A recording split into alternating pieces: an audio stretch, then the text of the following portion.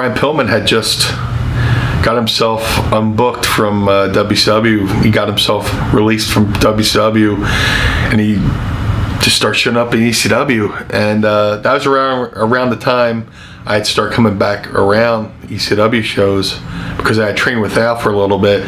I moved back to Jersey, started going back to ECW shows, and hooked up with Stevie and Raven. And then once I became the Blue Meanie and Brian Pillman was there, he was living the gimmick.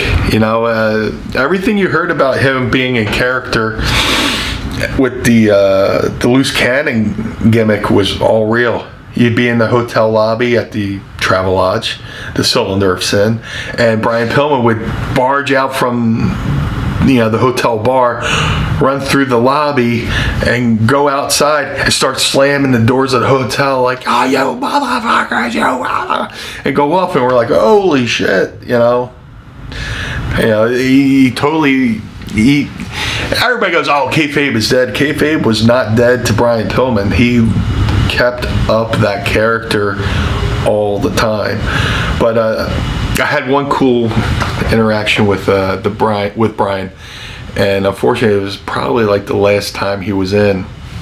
Brian had just had his car accident where his truck flipped, and unfortunately, and he had to have surgery on his leg, and he was confined to a wheelchair, which was so heartbreaking because he was such a high flyer and such a great wrestler, to see a guy who have to sit in a wheelchair for a while. But like, I'm sitting there, and if you ever went to an ECW locker room back in the day, everybody sat in the same exact spots. So sat there, blah blah blah. So I'm in my normal spot, and it's right by the one door in the locker room, and I'm sitting there putting on my knee pads, putting on my boots, and Brian Pillman comes in.